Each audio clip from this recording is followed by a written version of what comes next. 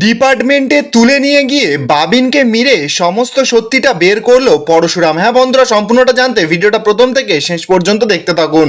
ধারাবাহিকের শুরুতে দেখা যাচ্ছে বলরাম তো গৌরবকে সরাসরি বলছে যে পাত্রীপক্ষর কে পিনি ধরবে সেটা কি বরপক্ষ ঠিক করে দেয় কখনো।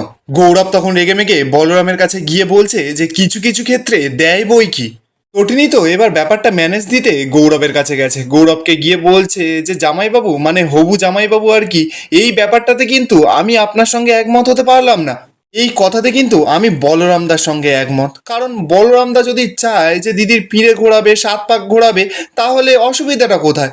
তটিনী তো এবার গৌরবের কাছে গিয়ে বলছে যে আচ্ছা আপনি একটা কথা বলুন তো, আপনার বউকে তো কেউ অপহরণ করে নিয়ে চলে যাচ্ছে না তাই না। গৌরব তখন বলছে যে কি জানি, কিছু তো আমি বুঝতে পারছি না। গৌরব এবার নন্দিনীর কাছে গেছে, নন্দিনীকে গিয়ে বলছে যে আপনার কিন্তু অতীতে একটা তিক্ত অভিজ্ঞতা আছে, সেটা আপনি ভুলে যাননি নিশ্চয়ই, যার জন্য বিয়েটা যদি আবার কোনোভাবে ভেঙে যায়। কথাটা শুনেই তো বাড়ির সকলে পুরো চমকে গেছে। পরশুরাম তখন গৌরবকে বলছে যে গৌরব এসব তুমি কি বলছো। দীপালিও তো তখন গৌরবকে বোঝাচ্ছে, বলছে যে বাবা তুমি এইসব কথা একদম বলো না। গৌরব তো এবার সকলকে বলছে যে ঠিক আছে আমি তাহলে এখন চলি। দীপালি তো এবার বলছে যে বাবা তুমি চা খাবে না। গৌরব তখন সরাসরি বলছে যে না আমি চা খাবো না। ঠিক তখনই তো সেখানে কর্ণ চলে আসে। কর্ণ এসে বলছে যে দাঁড়াও দাঁড়াও জামাই, কোথায় যাচ্ছ। কর্ণ তো এবার ঘরের ভেতরে ঢুকে পরশুরাম আর বলরামের কাছে গেছে, বলছে যে দুই বন্ধু তো বেশ বিয়ের ব্যবস্থা সামলাচ্ছ। আচ্ছা পরশুরাম মানে শিবপ্রসাদ সকালে কোথায় ছিলে গো।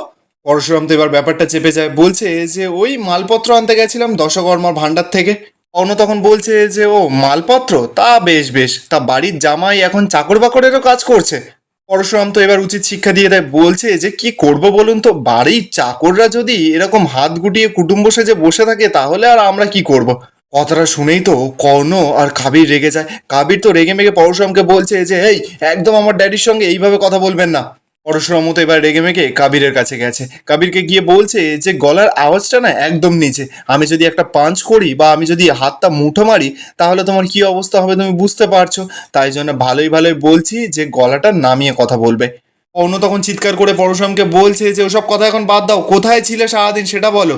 পরশুরাম তো এবার রেগে গেছে, কর্ণকে বলছে যে সেই কৈফিয়ত কি আমি তোমাকে দেবো। কর্ণ তখন বলছে যে হ্যাঁ আমাকে দিতে হবে, কোথায় ছিলে বলো। দীপালি তো এবার কর্ণকে বলছে যে আপনি এইভাবে কথা বলছেন কেন ওর সঙ্গে। তটিনীও তো এবার রেগে যায়, তটিনীও বলছে যে আপনি কিন্তু এবার বেশি বাড়াবাড়ি করছেন। ও সকাল থেকে দশকর্মা বাজার করেছে, প্রণামীর জিনিসপত্র কিনতে গেছিল। পরশুরাম তো এবার নাটক করা শুরু করে দিয়েছে, বলছে ও এক মিনিট এক মিনিট, ওই তো প্রণামীগুলো কিনতে হবে। এই বলরাম বলছি চ চ চ প্রণামীগুলো তো কিনতে যেতে হবে। এই বলেই তো পরশুরাম আর বলরাম ওখান থেকে সরে কেটে পড়ে। এবার ওরা দুজন চলে যাওয়ার পর কর্ণ তখন বলছে যে তুমি খুব শেয়ানা তাই না পরশুরাম। তটিনী তো এবার কর্ণকে গিয়ে বলছে যে হ্যাঁ ও তো শেয়ানা বলেই ওকে আমি বিয়ে করেছিলাম, তা না হলে এত লোক থাকতে ওর দিকে কেন চোখ পড়লো। কর্ণ তখন এসে এবার তটিনীকে বলছে যে হ্যাঁ শেয়ানে শেয়ানে কোলাকুলি করছো তাই তো। তটিনী তখন বলছে যে আমি যে শেয়ানা নই সেটা আপনি খুব ভালো করেই জানেন, কিন্তু আপনি যে বিশ্ব শেয়ানা সেটা কিন্তু আপনি নিজের মুখেই বললেন। কৃপর্ণা তো এবার তটিনীকে বলছে যে তটিনী তুই এইভাবে কথা বলছিস কেন ওনার সঙ্গে। তটিনী তখন বলছে যে কাকি কারণ উনি এইভাবেই কথা শোনার যোগ্য। তটিনী তো এবার দীপালির কাছে যায়, দিয়ে বলছে যে মা এখানে আর সময় নষ্ট করে লাভ নেই, চলো চলো। এই বলেই তো দীপালি আর তটিনী ওখান থেকে চলে যায়। ঠিক তখনই দেখা যাচ্ছে সেখানে পরশুরাম আর বলরাম তো কত শপিং টপিং করে নিয়ে চলে এসেছে।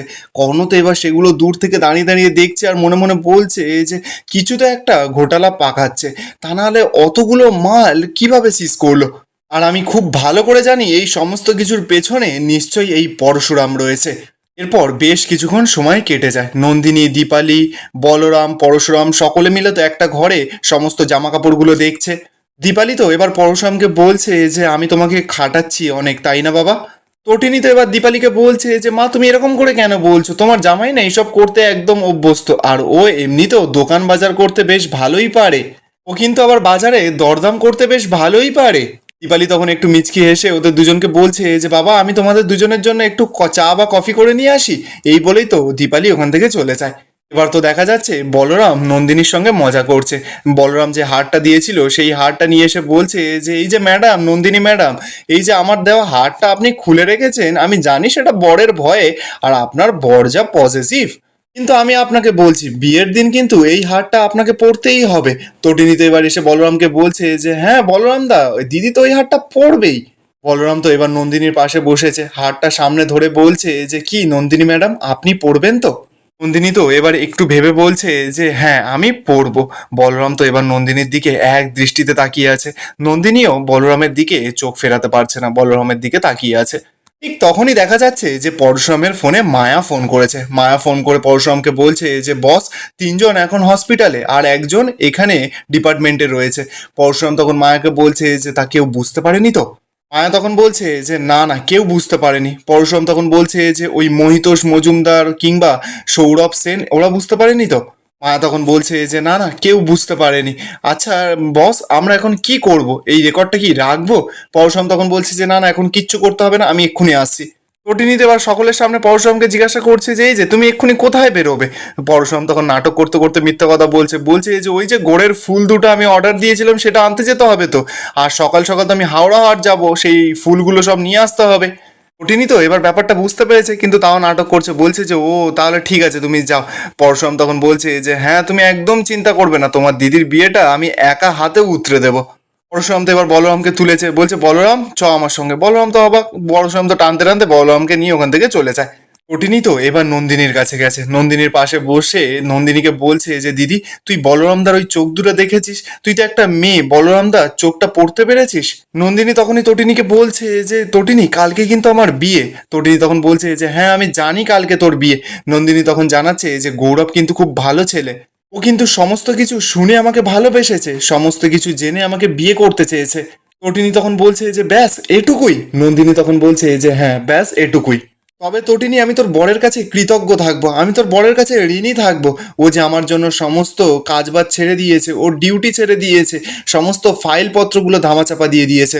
ও শুধুমাত্র এসব করেছে আমাকে সুখী দেখতে চাওয়ার জন্য। নন্দিনী তো এবার তটিনীর হাতটাও ধরেছে, ধরে বলছে যে তটিনী তোকেও না অনেক ধন্যবাদ। তটিনী তো এবার নন্দিনীকে জড়িয়ে ধরে বলছে যে দিদি তুই কেন এসব বলছিস বলতো?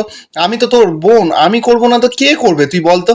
কিন্তু শেষমেশ বলরামদা কি করবে সেটা কিন্তু আমি এখনো বুঝতে পারছি না। অপরদিকে দেখা যাচ্ছে পরশুরাম আর বলরাম তো চলে গেছে ইন্টারোগেশনের রুমে, আর মায়ের সঙ্গে দেখা হয়েছে পরশুরামের। মায়া তখন বলছে যে বস, ভেতরে মালটা রয়েছে। পরশুরাম তখন বলছে যে ও ঠিক আছে, কিন্তু এই রুমে কি বলেছো? মায়া তখন বলছে যে আমি বলেছি যে পরশুরামের সঙ্গে দেখা করতে এসেছে। পরশুরাম তখন বলছে যে তারপর? মায়া তখন বলছে যে তারপর সৌরভ এসে এই রুমের বাইরে ঝুঁকি ঝুঁকি মারছিল, আমি তখন বললাম যে পরশুরামের সঙ্গে দেখা করতে এসেছে। তখন সৌরভ বলল যে ও তো চাকরি ছেড়ে দিয়েছে। তখন আমি বললাম যে পুরানো কেসের জন্য হয়তো দেখা টাকা করতে এসেছে।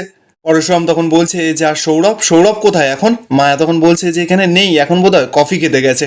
আর মিস্টার মহিতোষ মজুমদার? মায়া তখন বলছে যে জানি না। এবার তো দেখা যাচ্ছে পরশুরাম, বলরাম আর মায়া সেই গুন্ডাটার সামনে গিয়ে দাঁড়িয়েছে। গুন্ডাটা তো এবার পরশুরামকে দেখেই ভয় পেয়ে গেছে, পরশুরামের মারগুলোর কথা মনে পড়ছে, বলছে যে স্যার আপনি এখানে, স্যার আমাকে ছেড়ে দিন। পরশুরামের তো পা হাত পা ধরে গুন্ডাটা কান্নাকাটি শুরু করে দিয়েছে। পরশুরাম তো এবার গুন্ডাটাকে তুলে বলছে যে কে পাঠিয়েছিল এত মালপত্র, এত জিনিসপত্র, কে তোমাকে পাঠিয়েছিল বলো? গুন্ডাটা তখন নাটক করছে, বলছে যে, স্যার আমি কিছু জানি না, স্যার আমি কিছু জানি না। পরশুরাম তখন মায়াকে বলছে যে মায়া এর মোবাইলটা কোথায়? মায়া তখন বলছে যে স্যার বস ঠিক আছে আমি নিয়ে আসছি। পরশুরাম তো এবার গুন্ডাটাকে বলছে যে তাড়াতাড়ি মুখ খোল, বেশি সময় নষ্ট করিস না। গুন্ডাটা তো চুপ করে আছে। পরশুরাম তো সঙ্গে সঙ্গে গুন্ডাটাকে মারা শুরু করে দিয়েছে। আর এখানেই আজকের এপিসোডটা শেষ হয়ে যায়। আপনাদের কি মনে হচ্ছে, পরশুরাম কি গুন্ডাটাকে মেরে কোনো মুখ থেকে কথা বের করতে পারবে, নাকি পরশুরাম নিজেই কোনো ট্র্যাপে পড়ে যেতে চলেছে? কমেন্টে আপনাদের মতামতটা অবশ্যই জানাবেন। আর ভিডিওটা ভালো লেগে থাকলে চ্যানেলটা অবশ্যই করে সাবস্ক্রাইব করে যাবেন।